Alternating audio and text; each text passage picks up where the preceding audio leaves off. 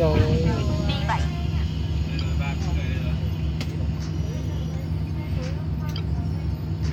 Tối hôm qua xe nhà này á, quay đầu lên phát đến nơi cái quay đầu luôn, nó đông khách cũng không phải.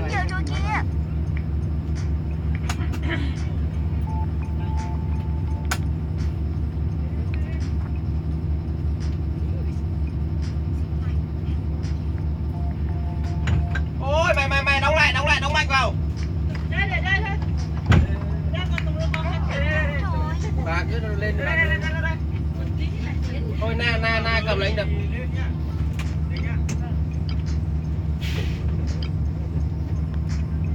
Vào đường ôi bỏ dép ra đây, dép trên đấy. Cho anh rồi cho dép vào đây. Đây đưa rồi nhanh tay cái. Khách nhìn thế này nhá. Không phải đóng cửa đâu, khách nhìn thế này này.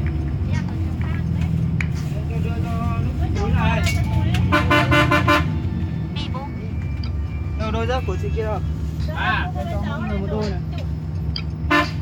Có lại.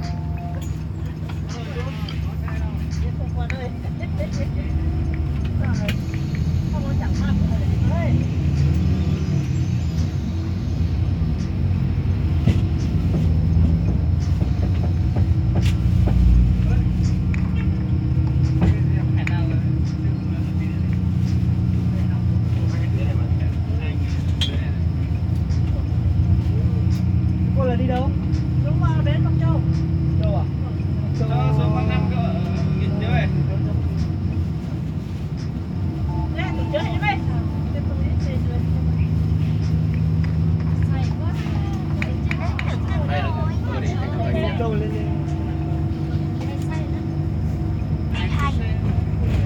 Đi được này anh cảm ok, anh cảm ơn nhé. Đây là đưa vợ đưa con cho anh Kiều nhé. Ok đâu.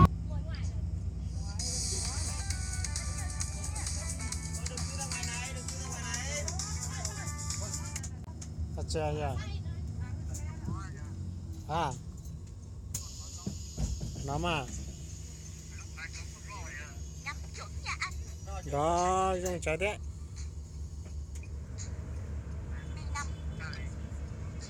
à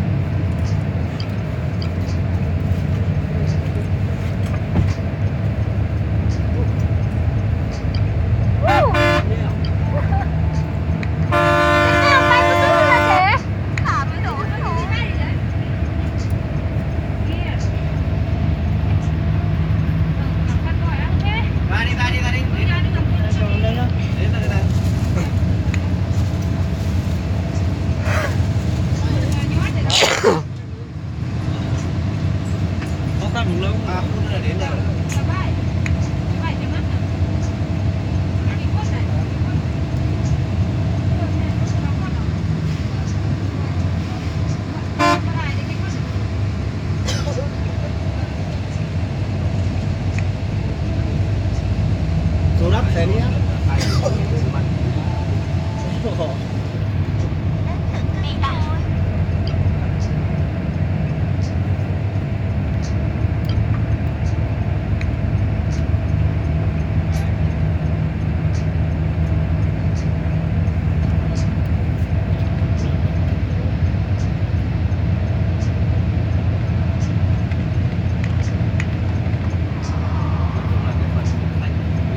sư tu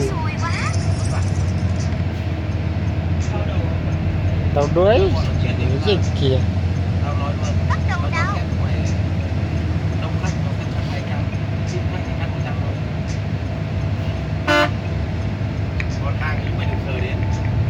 nó tới lúc kìa còn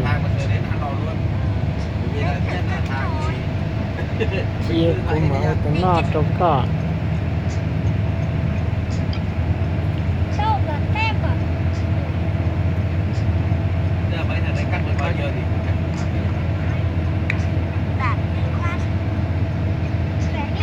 kia cũng mở nó trong có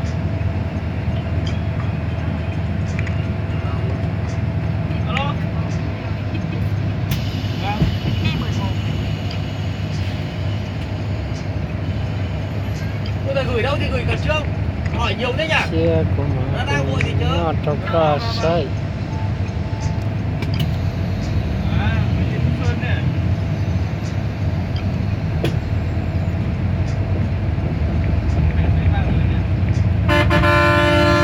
trời chỉ tua thiên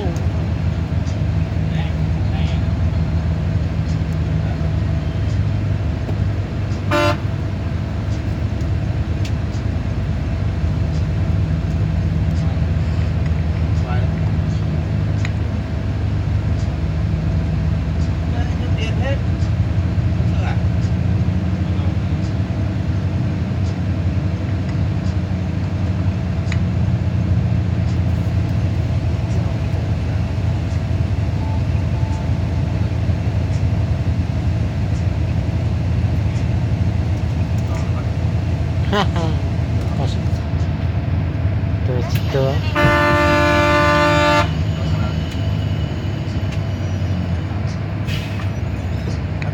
tua kia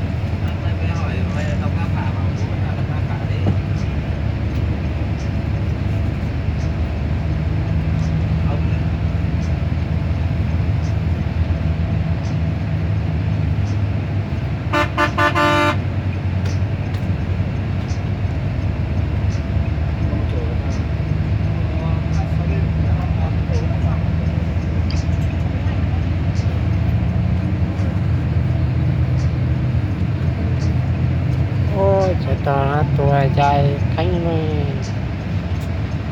ชิมกิน rồi cầm lấy ông nhanh nhanh một con cái công an trên này đi tập đấy cái nào được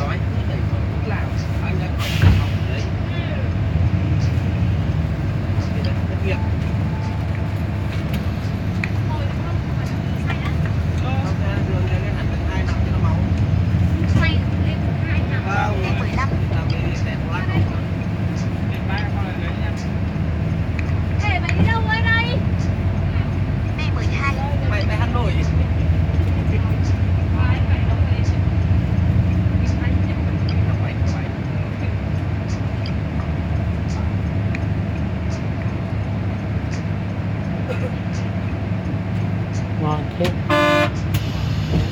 mày chứ sư chi tua